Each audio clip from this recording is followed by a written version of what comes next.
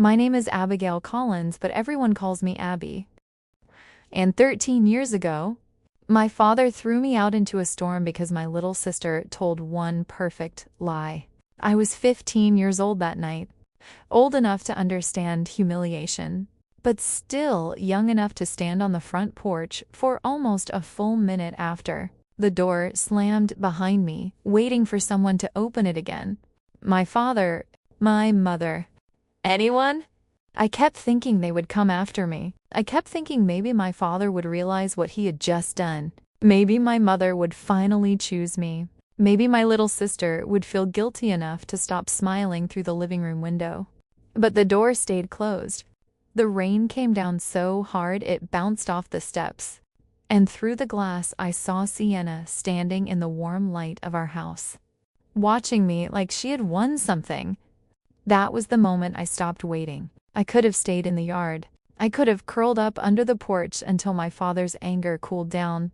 I could have knocked again after 10 minutes, cried, apologized for things I had not done, and begged to be let back inside. That is probably what they expected. They expected me to break first. They expected me to come back small. But I was 15, heartbroken, soaked to the skin, and angry in the way only a child can be angry when she finally understands that truth does not matter in her own home. So I walked away. Not because I had a plan, not because I was brave, because pride was the only thing I had left that night. And I held on to it like it could keep me warm. I walked through the rain trying to think of somewhere open, somewhere safe, somewhere a girl could sit until morning without explaining why her parents had thrown her into a storm. I tried my school first. The gates were locked. The doors were chained. The windows were dark. The walls around the courtyard looked twice as high in the rain. And I remember standing there, staring at the building where I had always felt safest, realizing even school could not take me in after hours. So I kept walking. I thought about the church on Mill Road, but I did not know if it would be open. I thought about the 24-hour gas station near the highway, but it was more than 2 miles away. I even thought about the police station, then immediately pictured my father's face when officers called him. "You embarrassed this family," that was what he would say. I knew it before he said it, so I walked past the turn that would have taken me to the station. That was when the man started following me. At first he sounded almost friendly. "Hey, are you okay?" I did not answer. I kept walking. "Hey, I'm talking to you." The rain blurred the streetlights. My shoes were soaked through. My hands were shaking so hard I could barely keep them tucked inside my sleeves. "Leave me alone," I said. He laughed. Not loudly. That was worse. "Don't be like that. It's dangerous out here." I crossed to the other side of the street. He crossed too. I walked faster. So did he. "Where are you going?" he called. "You got a boyfriend waiting or something?" I saw headlights coming behind us, but I did not turn around. I was too focused on the sidewalk on the next intersection, on getting away without looking scared. Then his hand closed around my arm. Hard. "Where do you think you're going?" he said. "I told you to stop." I tried to tax his toll to pull away. His grip tightened, and then the car braked beside us. A black sedan stopped so sharply that water sprayed up from the curb. The driver's door opened. A man stepped out into the rain. He was tall, broad-shouldered, wearing a dark coat over a suit, and he moved with the kind of calm that makes danger hesitate. He did not shout. He did not run. He just looked at the man holding my arm and said, "Take your hand off her." The man holding me sneered. "Mind your business." The driver took one step closer. "I am making it my business." The rear passenger door opened then, and a woman stepped out. She had silver blonde hair pinned at the back of her head, a navy coat, and an expression I would later learn terrified attorneys who tried to lie in her courtroom. But that night she was just a stranger standing in the rain, looking at my arm, looking at my face, looking at the way I was trying not to cry. The driver spoke again. "Let her go." Last warning. Something in his voice changed on those last 2 words. The man heard it too. He released my arm so quickly that I stumbled backward. The woman moved toward me, not too close, not grabbing me, just close enough that if I fell, she could catch me. "Are you hurt?" she asked. I shook my head. The man who had grabbed me started backing away. The driver watched him until he disappeared around the corner, then turned back to me. "What is your name?" I did not answer right away. Not because I did not know, because names felt dangerous. The woman took off her coat and held it out. "You don't have to get in the car," she said. "You don't have to talk to us. But you are soaking wet. It is late, and that man had his hand on you. We need to make sure you are safe." I looked from her to the driver. "What are you, cops?" The man reached slowly into his coat, not like a threat. Like he knew sudden movements might scare me. He showed me an ID. "My name is Marcus Whitaker. I work for the FBI field office in Richmond." Then the woman opened a small leather case of her own. "And I'm Caroline Whitaker. I'm a federal judge." That made me laugh once. A broken, exhausted little laugh that did not sound like mine. "Of course you are." Caroline's face softened. "I know that sounds absurd." "It does." "Still true." I looked down at her coat in my hands. It was warm from her body. That almost broke me. Not the badge, not the title, the warmth. The fact that a stranger had given me something warm while my own parents had left me in the rain. Marcus glanced toward the road. "We can take you home." "No." The word came out too fast. Caroline noticed. "Okay," she said carefully. "Then we can take you somewhere safe." "I don't have anywhere." That was the first honest thing I said that night. The three of us stood there in the rain for a few seconds, and I could tell they were trying not to overwhelm me. They probably thought I was exaggerating. A dramatic teenager, a family fight, a bad night made worse by rain. I do not blame them for that. Most people do not want to believe parents can throw away their own child. It is easier to believe the child misunderstood. Marcus finally said, "Because you're a minor. The safest place to sort this out is the police station. Not because you did anything wrong, because there needs to be a record of what happened, including the man who grabbed you." I looked at Caroline. She said, "We'll stay with you until someone safe is there." Someone safe. I almost told her there was no one. Instead, I got in the car. The heat hit my wet clothes and made me start shaking. Caroline sat beside me in the back seat and handed me a pack of tissues. Marcus drove without asking questions for the first few minutes. That helps. Sometimes silence can be cruel. Sometimes it can be mercy. At the police station, a female officer brought me a towel and a gray sweatshirt from a donation box. I changed in a bathroom with a broken lock while Caroline waited outside the door, not leaning against it, not hovering, just waiting close enough that I knew she had not left. When I came out, Marcus was speaking quietly to an officer at the desk. I heard the words minor, storm, unknown adult male, and grabbed her by the arm. Then the officer asked me what happened at home. I told them only pieces at first. My sister lied. My parents believed her. My father told me to get out. I did not say the worst sentence yet. I could not. Not in that bright room with vending machines humming against the wall and officers pretending not to listen. The police called my parents. It took them 40 minutes to arrive. 40 minutes. I watched the clock above the desk the entire time. Some part of me still believed my mother would rush and crying, wrap me in her arms and say, "Oh my God, Abby, what happened? Are you okay?" She did not. My father came in first. Richard Collins always entered rooms like he owned the oxygen in them. He was still wearing his work shirt, the sleeves rolled up, his jaw tight, his hair damp from the rain. My mother, Patricia, followed behind him with her purse clutched to her chest. Sienna was not with them. For one wild second I was relieved. Then my father saw me, not wet, not shaking, not in a police station at midnight. Me?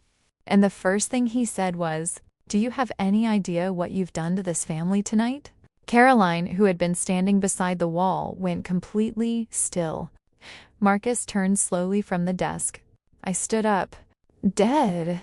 Don't you dad me?" he snapped. "You couldn't just stay gone for one night without dragging the police into it." The room changed. I felt it. So did everyone else. One officer looked up from his paperwork. My mother whispered Richard. But she did not come to me. My father pointed toward me. She does this. She creates drama. She lies. She manipulates. And then she makes herself the victim. Marcus stepped forward. Mr. Collins. My father barely glanced at him. This is a private family matter. No, Marcus said. I'd stopped being private when your 15-year-old daughter was found alone in a storm and a grown man had his hand around her arm. My father's face flickered. Just once. Then he recovered. She ran away. I was there, Marcus said. She was trying to get away from him. She shouldn't have been out there in the first place, my father shot back. Carolina's voice was quiet when she answered. That part we agree on. My father finally looked at her properly. Maybe it was the way she stood. Maybe it was the stillness in her face. Maybe it was the fact that everyone in the station seemed to understand she was not just someone's wife in a nice coat. Who are you? He demanded. Caroline Whitaker. The desk officer looked up again. My mother's face shifted with recognition. Judge Whitaker? Caroline did not take her eyes off my father. Yes. My father's confidence faltered for the first time. Caroline looked at me, then back at him. Your daughter says she was told to leave the house. She was being disciplined. Discipline does not include abandoning a child in severe weather. I didn't abandon anyone, he said. She wanted to leave. I stared at him. That lie hurt almost worse than being thrown out, 'cause he said it so easily. Like he had already practiced the version where none of this was his fault. I finally spoke. You told me to get out. His eyes cut to me. Because you were acting sick. There it was. The word again. Sick. I felt Caroline inhale beside me. My father continued, because men like him often mistake silence for permission. You've been tormenting your sister for months. Spreading things at school, making her life miserable, lying to our faces. I said I needed you out of my sight. That's not a crime. Marcus's voice lowered. Your daughter is 15. She's old enough to know better. Old enough to know better, Caroline repeated softly. But not old enough to be left alone in a storm. My mother started crying then. Not for me. I knew the difference. She cried because the room was no longer under our family's control. The officer asked if I felt safe going home that night. My father answered before I could. Of course she does. I said no. It was the smallest word in the room, but it was the first one that belonged completely to me. My father's head snapped toward me. Abigail Collins, don't you dare embarrass this family again. Caroline stepped between us. Not dramatically, not touching him, just placing her body in the line between his anger and my face. Do not speak to her like that in this room.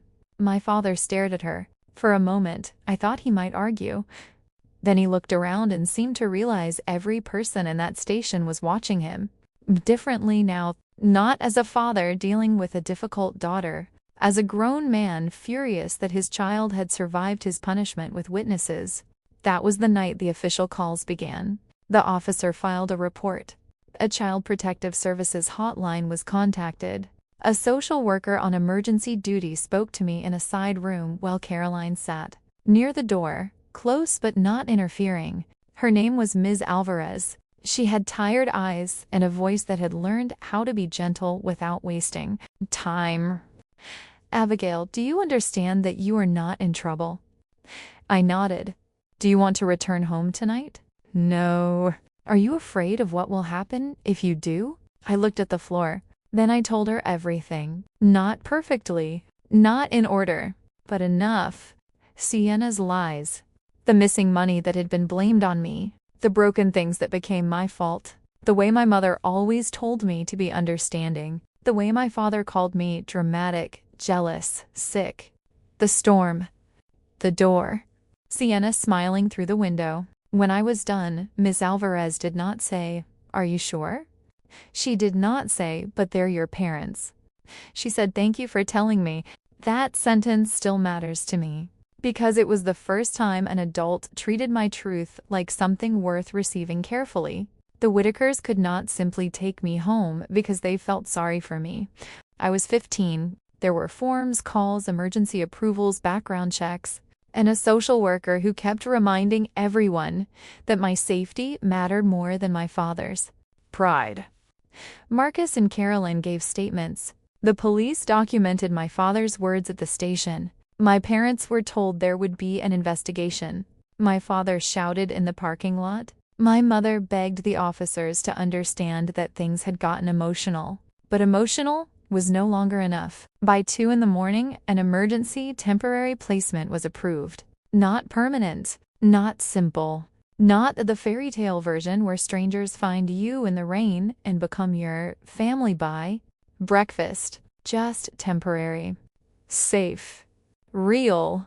Caroline knelt slightly in front of me before we left. Not because I was a child, because I was sitting down and she wanted to meet my eyes.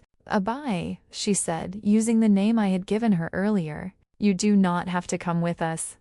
There are other emergency placements if that feels better. But if you want to stay with us tonight, you can. I looked at Marcus. He was standing a few feet back, giving me space. Then I looked at my parents through the glass door of the station lobby. My mother was crying into her hands. My father was on the phone, probably already building a story where I had ruined his life.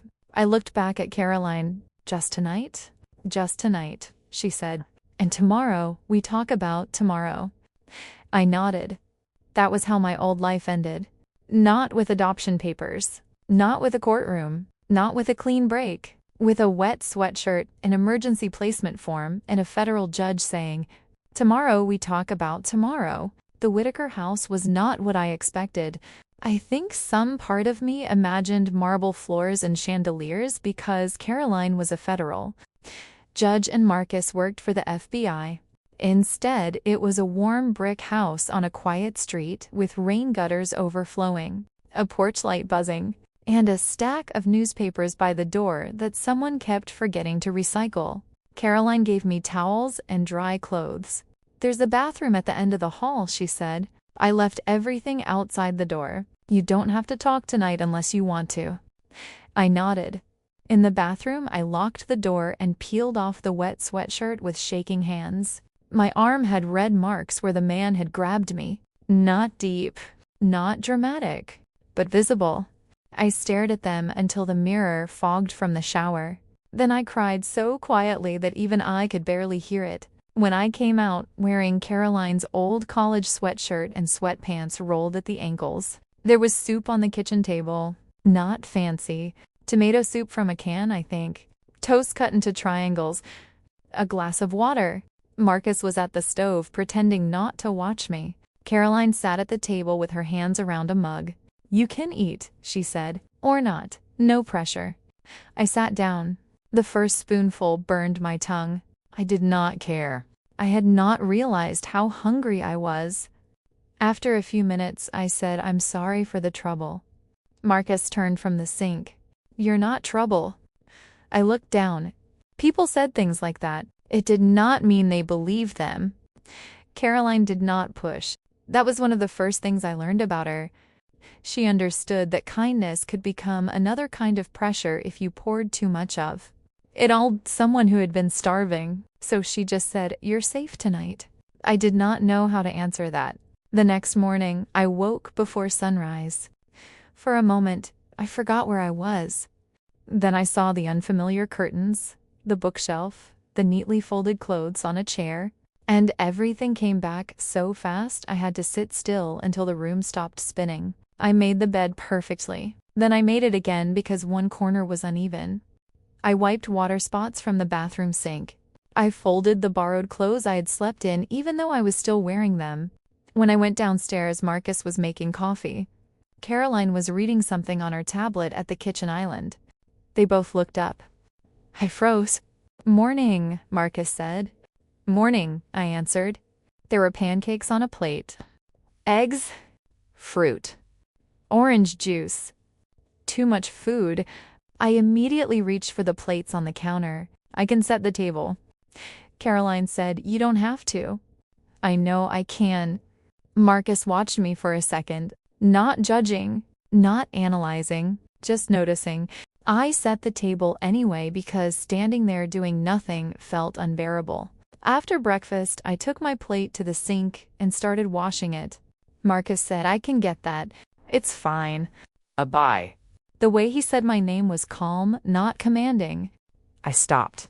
He leaned against the counter. "Did you always have to be useful to stay out of trouble at home?" The question caught me in the chest. I did not answer. Caroline lowered her tablet. I dried my hands slowly. Then, because I was too tired to lie, I said, "It helped." Marcus nodded once. Caroline's face changed, but she kept her voice even. "You can help here because you want to," she said. "Not because you're afraid we'll send." You're back. My throat tightened. I looked away. Marcus picked up the plate gently from my hands. "And in this house," he said, "food is not a reward. It's breakfast." That was the first time I almost smiled. Not because it fixed anything, because it sounded so ordinary. And ordinary felt impossible. The next days were not simple. Social services interviewed me again. They interviewed my parents. They interviewed Sienna. My school counselor was contacted. So were teachers. Old incidents began to surface like things buried in shallow water. The stolen $50. The broken vase. The rumors Sienna said I started.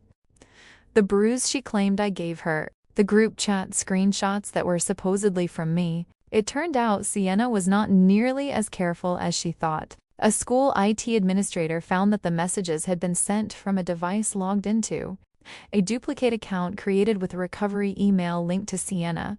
The bruise on her arm came from falling at dance practice, which one of her classmates had seen. The missing money had gone toward a concert ticket she bought through a friend. One lie broke. Then another. Then another. My father did not apologize. Not then. He doubled down. He told the social worker I was unstable. He said I had always resented Sienna. He said I was manipulative, cold, ungrateful. He said I had tricked powerful strangers into feeling sorry for me. That last part made Marcus laugh once when Ms. Alvarez repeated it. Not a happy laugh. A dangerous one. Caroline did not laugh. She just said, "Children do not usually need to trick adults into concern when they have visible marks on their arm and nowhere safe to sleep." My mother tried to explain. That was her talent. Not protecting. Explaining. Richard was upset. Sienna was crying. We thought Abigail needed space. We never meant for her to be hurt. But meaning did not erase the storm. Meaning did not unlock the school doors. Meaning did not remove a grown man's hand from my arm. Meaning did not change the fact that my father had looked me in the eye in a police station and told me not to embarrass the family again. Within 2 weeks, the temporary placement was extended. Within 2 months, the Whitakers were approved as foster parents for my case. By then, I had a room with blue curtains Caroline let me choose myself. A desk by the window, a bookshelf Marcus built one Saturday afternoon while pretending the instructions made sense. A school transfer. A therapist. A new bus route. A life that felt borrowed at first, then possible. I wish I could tell you I adjusted quickly. I did not. I flinched when adults raised their voices on television. I apologized when I finished the last piece of toast. I kept my backpack packed for months because some part of me believed every home eventually changed its mind. Caroline never called herself my mother. Marcus never called himself my father. They did something better. They showed up without demanding titles. Caroline came to parent-teacher meetings. Marcus taught me how to check the oil in a car and how to stand so. Men on dark sidewalks did not mistake fear for permission. Caroline helped me apply for summer programs I had been forced to skip before. Marcus drove me to interviews and waited outside reading old case files. They asked questions and listened to the answers, not the way my parents did, searching for what they could use against me. They listened like information mattered. When I was 17, Sienna emailed me.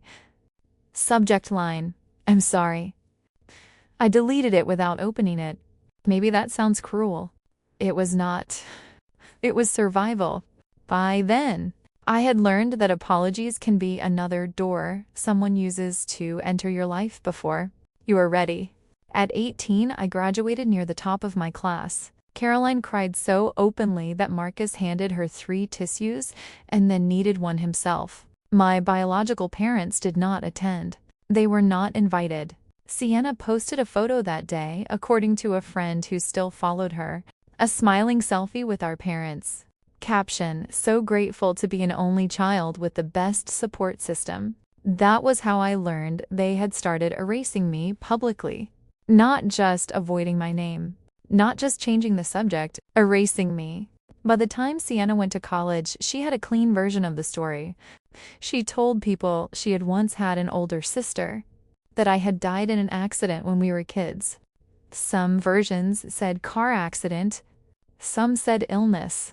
Sometimes, depending on how much sympathy she wanted, she said she did not like to talk about it. At first, when I heard, I felt sick, then angry, then strangely calm.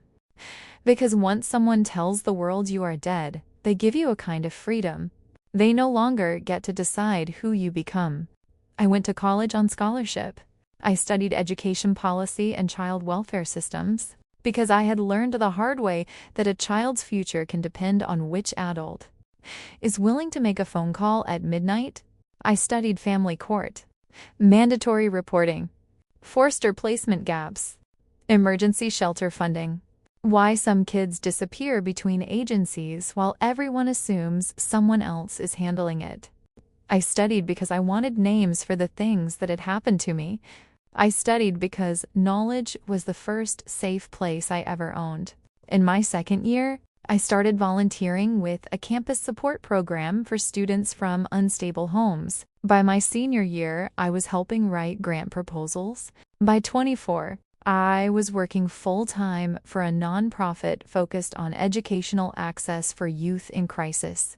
By 26, I had created a pilot scholarship fund for students who had been displaced, abandoned, or cut off from family support. We called it the Second Door Initiative. Caroline liked the name. Marcus said it sounded like an FBI operation. I kept it anyway. By 28, the program had expanded to 5 universities. We had helped 73 students stay enrolled, not just with tuition, with housing deposits, emergency food cards, legal aid referrals, counseling, textbooks, bus passes, the unglamorous things that decide whether a person finishes a degree or disappears. I spoke at conferences. I gave interviews. I told pieces of my story carefully.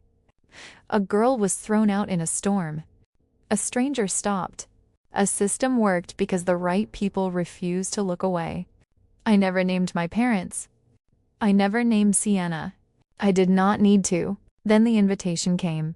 Riverside State University wanted me as their graduation keynote speaker. The email arrived on a Tuesday afternoon while I was reviewing scholarship applications. I read it once, then again. Then I saw the graduating class list attached to the event briefing. Abigail Collins, Bachelor of Arts in Communications. My little sister, the one who told the lie, the one who watched me leave in the rain, the one who later told people I was dead. I closed my laptop and sat in silence for almost 10 minutes. Caroline was the first person I told. She listened without interrupting, sitting across from me at her kitchen table. The same table where I had once eaten tomato soup in borrowed sweatpants. When I finished, she asked, "Do you want to do it?" "I don't know." That usually means yes, but not easily. I almost smiled. Marcus came in halfway through the conversation and leaned against the doorway. "Do they know you're the speaker?" "No," I said. "My name is in the program, but small. Most families don't read the speaker bio closely."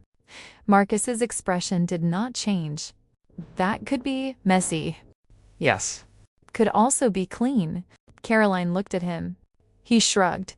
"She doesn't have to accuse anyone. She tells her truth. If people recognize themselves in it, that's not her problem." That was exactly what I needed to hear. Not permission to hurt them. Permission to stop protecting them. I accepted the invitation. For 2 weeks I wrote the speech, then rewrote it.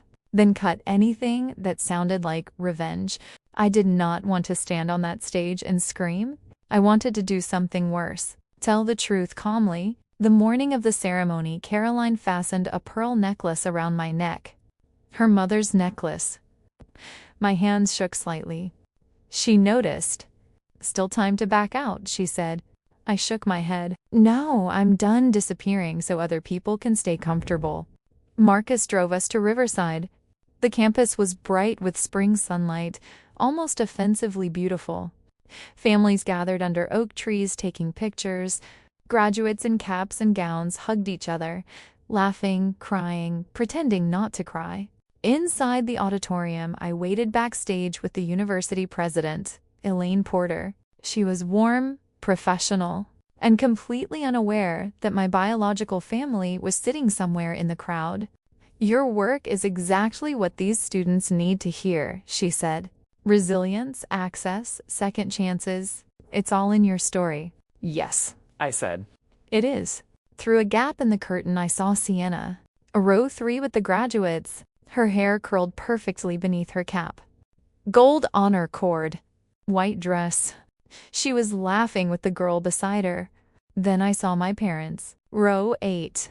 My father had more gray in his hair now. My mother looked smaller than I remembered. They were clapping politely at something President Porter said, unaware that the dead daughter was standing 30 feet away behind a curtain. My chest tightened. For a second, I was 15 again. Wet shoes. Locked school gates. A hand around my arm. Then Caroline touched my elbow. Not gripping. Just there. I remembered I was not 15 anymore. President Porter stepped to the podium. Graduates, families, honored guests, today we celebrate not only achievement, but endurance. Our keynote speaker has dedicated her career to helping students survive the moments when support systems fail them. Please welcome the founder and executive director of the Second Door Initiative, Abigail Collins. The applause began before I stepped out, polite at first, then louder. I walked into the light. Sienna was still clapping when she saw my face. Her hands stopped in midair. The girl beside her leaned over and whispered something. Sienna did not answer. Her mouth opened slightly. She looked like she had seen a ghost, which, in a way, she had. My father kept clapping for 2 more seconds. Then he heard President Porter repeat my name behind me. Abigail Collins. His hands froze. My mother's hand flew to her mouth. I stood at the podium and looked out at the room. Not at them first, at the graduates. Because this speech was not only for my family, it was for every person in that room who had ever been told their story was too inconvenient to tell.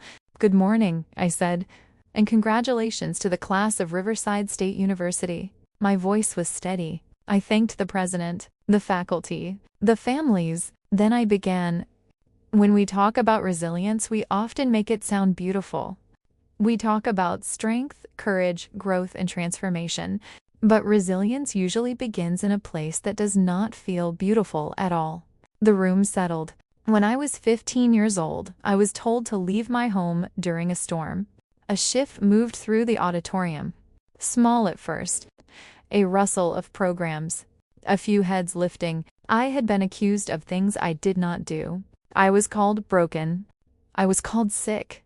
And because the adults in that house chose the easier story over the true one, I walked out into the rain with nowhere to go. Sienna's face had gone white. My father was staring at me with both hands gripping his knees. I tried to go to my school because school had always felt safer than home. But the doors were locked. The gates were closed. So I kept walking, thinking of churches, gas stations, any place where a child could sit until morning. I did not look at my parents. Not yet. On that road, someone decided my fear made me vulnerable. He grabbed my arm and told me to stop.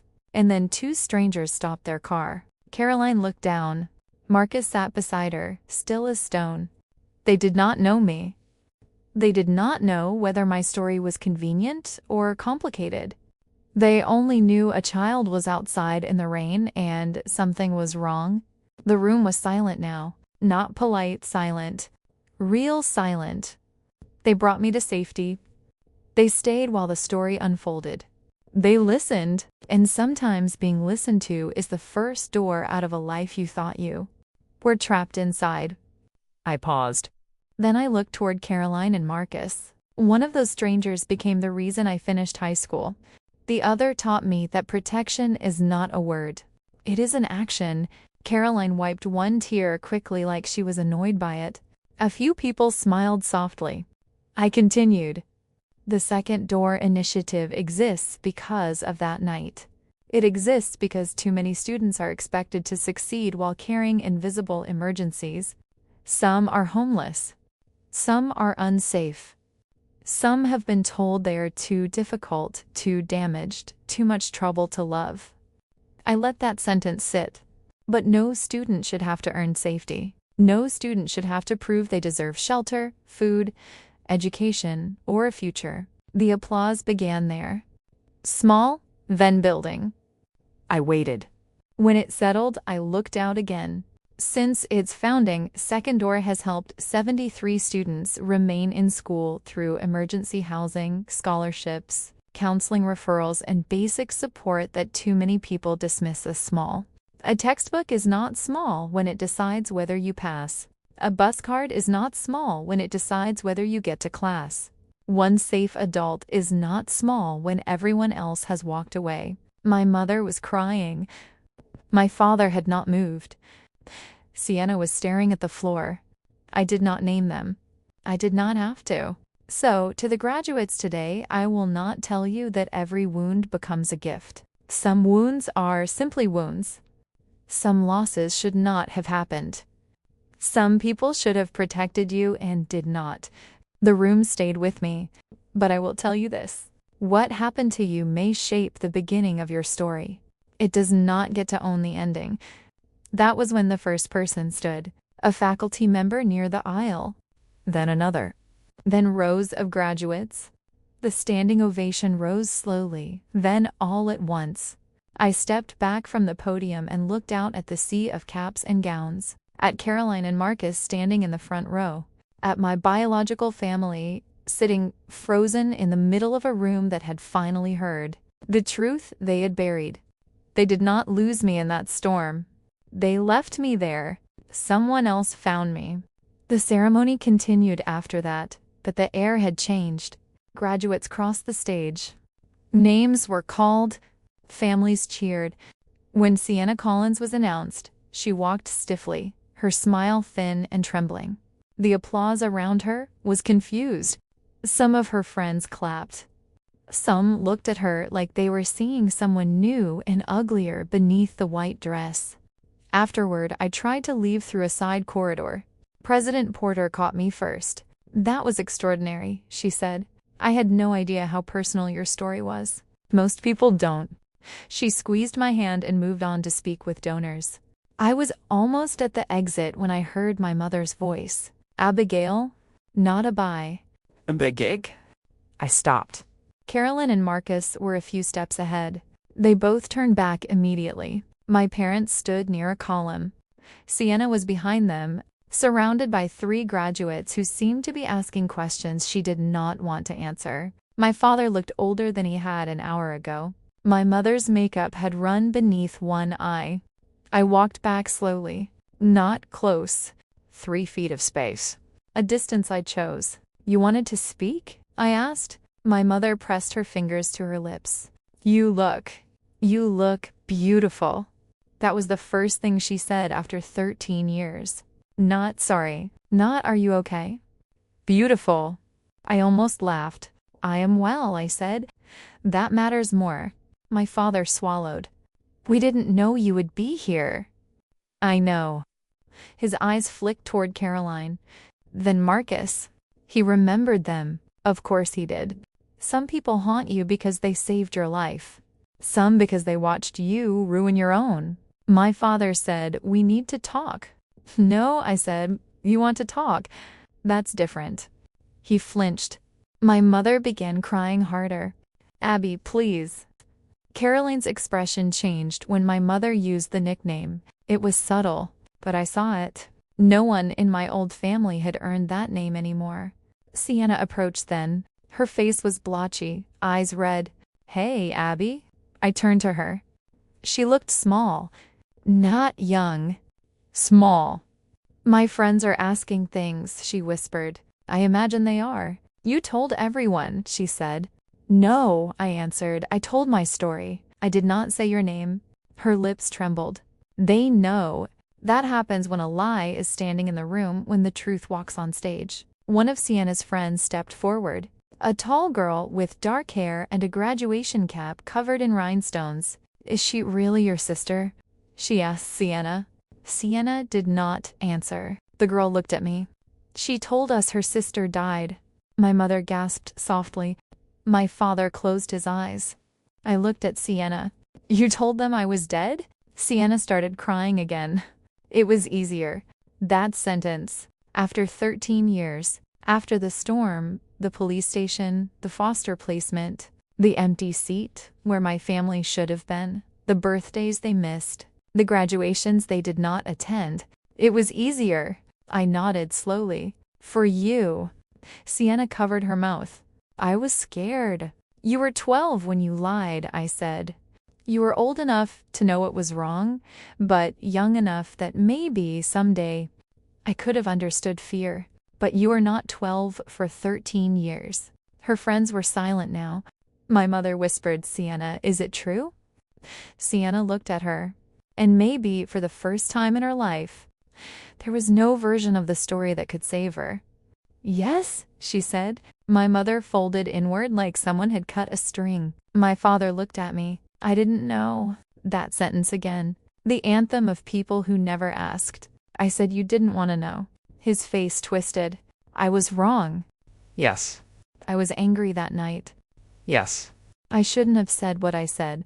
"No," I said. "You shouldn't have believed the worst of me because it was easier than questioning her." His mouth opened. Close. "You called me sick," I said. The hallway seemed to quiet around us. "You told me you didn't need a sick daughter in your house." Then when the police called, "You came to the station and asked if you couldn't get rid of my drama for one night." My mother sobbed. My father looked down. "You remember that?" "I remember the rain hitting my face while your house stayed warm behind me." "So yes, Richard." "I remember." He flinched at his first name. "Good. Some titles are privileges. Dad was one of them." Sienna whispered, "I'm sorry." I looked at her. "I believe you regret what it cost you today." Her face crumpled. "That's not fair?" "No," I said softly. "What happened to me was not fair. This is just the part where other people stop protecting your version of it." My father took one step closer. Marcus moved half a step, not threatening, just present. My father noticed and stopped. "Can we try?" he asked. "Please, can we try to be a family again?" I thought about the 15-year-old me on that porch, how badly she would have wanted that sentence, how she would have run toward it, forgiven anything, promised to be better, smaller, easier, just to be wanted again. But I was not 15 anymore. "No," I said. My mother made a sound. I continued before they could interrupt. "I forgave you a long time ago because I refused to carry you into every good thing I built. But forgiveness is not an invitation. It is not a key. It does not reopen a door you locked from the inside." Sienna cried harder. My father's eyes filled. I had never seen him cry before. It did not move me the way I expected. Maybe because tears after consequences are not the same as remorse before them. Caroline stepped beside me, not in front. Beside. "Abby," she said gently, "we can go whenever you're ready." I looked at my old family one last time. Richard, Patricia, Sienna. The people who had made me disappear and then looked surprised when I returned whole. "I hope you all get whatever help you need," I said. "But it won't come from." Then I walked away. Behind me, I heard Sienna's friend say, "You told us she died?"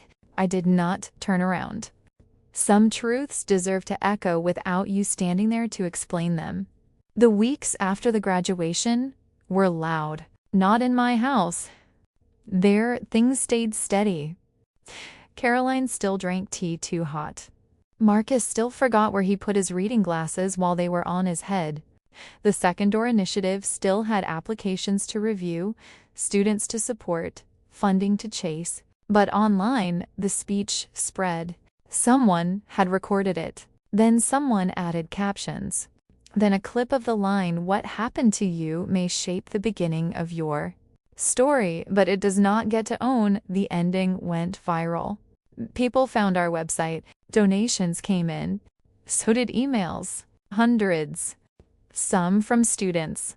Some from adults who said they had once been the child outside in the rain. Some from parents who said they were going to call their kids. And then there were the messages from my biological family. My mother wrote first. Long emails. Apologies mixed with explanations. We were scared. We were confused. We thought you were angry. We never stopped loving you. I read the first one and closed it halfway through. Because love that leaves a child outside in a storm is not love I know how to use. My father wrote only once. Subject: I failed you. The message was shorter than I expected. Abigail. There is no defense for what I did. I have spent years telling myself you left us, because admitting I sent you away was too ugly to live with.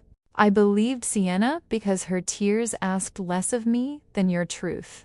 I called you sick because I did not want to see what was sick in this family. I'm sorry. I know that does not earn anything. I just needed to say it. Richard? I read it twice. Then I saved it. Not because I wanted to answer, because there was a time when that apology would have been everything. I wanted to honor the girl who needed it, even if the woman no longer did. Sienna sent message after message. The first was defensive, then desperate, then finally honest. She admitted everything. The fake account, the bruise, the rumors, Jake. her jealousy, the way she watched me leave and waited for me to come back because she thought I would, because I always had before. She wrote, I didn't think Dad would really do it. Then when he did, I was too scared to tell the truth. After you were gone, the lie got bigger than me. And then people started feeling sorry for me, so I kept letting them. I stared at that line for a long time. People started feeling sorry for me. That was Sienna. Not evil in the cartoon way. Something more ordinary, more dangerous. A girl who discovered sympathy could be power and kept choosing it until it became her whole personality. I replied once, Sienna, I accept that you are sorry. I also accept that your choices hurt me for years, not one night. I forgive you for my own peace. I do not want a relationship. Do not contact me again unless it is through a therapist or attorney for a necessary reason. Bye. She did not answer. Her friends did not forgive her as easily as she hoped. I heard that through other people, not because I searched. The job offer she had lined up after graduation was delayed, then withdrawn after the company decided the public situation was too complicated. Her social media disappeared. For years, she had lived as the girl with a tragic dead sister. Now she had to live as the woman whose sister was very much alive and unwilling to protect the lie anymore. My parents sold the old house 2 years later. I drove past it once before the sale finalized. Not on the anniversary. Not for closure. I was in the area for a meeting and turned down the street almost without deciding. Tea. The house looked smaller. That surprised me. The porch was the same. The window was the same. The door was painted a different color. I parked across the street for maybe 3 minutes. No dramatic music. No tears. Just me sitting in a car I owned. Wearing a suit I had bought with my own money. On my way to speak at a university about emergency support systems for students in crises. I looked at that door and thought, you did not end me. Then I drove away. Caroline and Marcus never asked me to call them Mom and Dad. That was why I eventually did. It happened on a Sunday afternoon.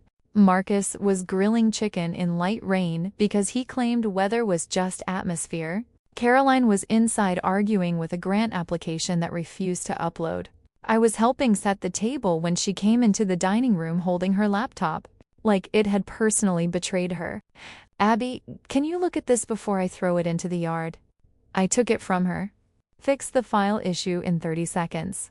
She stared. I raised a genius. The words came so easily, so naturally. I did not think before answering. "You did, Mom." The room went still. Caroline's face changed. Marcus turned from the patio door, spatula in hand. I froze. Then Caroline asked, very softly, "Was that okay?" I nodded. Yes. She started crying. Marcus looked up at the ceiling like that might help him not cry too. It did not. That was how family happened for me. Not through blood. Not through a dramatic speech. Through years of showing up until a word finally had somewhere safe to land. Now, when people ask if my graduation speech was revenge, I tell them no. Revenge would have been naming Sienna. Revenge would have been describing every lie, every bruise she blamed on me. Every night I cried in a room that did not feel like mine. Revenge would have been turning the audience into a weapon. I did not do that. I told the truth. There's a difference. The truth only feels like revenge to people who built their lives around lies. What I wanted was not to destroy my sister. It was to stop disappearing. And I did. The Second Door Initiative now works with 14 universities. We have helped hundreds of students. Not all of them have dramatic stories. Some just need a deposit, a laptop, a safe place during winter break, someone to answer an email that says, "I don't know where to go tonight." Every time we answer one, I think about the school gates locked in the rain. I think about how close I came to believing there was no door anywhere that would open. Then I remember Marcus's car stopping at the curb. Caroline's coat around my shoulders. A police station where an adult finally said my safety mattered more than my father's pride. I remember that a life can turn on one person refusing to drive past. My name is Abigail Collins. Everyone who loves me calls me Abet. 13 years ago, my father threw me out into a storm because my little sister told one perfect lie. He thought I would come back smaller. She thought I would stay erased. My mother thought silence could keep the family intact. They were all wrong. I did not die that night, no matter what Sienna told people. I was found. I was heard. I was chosen. And years later, when I walked onto that graduation stage, I was not there to ruin my sister's day. I was there because the girl they left in the rain had become the woman students needed to hear from. They did not lose me in that storm. They left me there. Someone else found me, and I built a life so bright they could no longer pretend I was gone.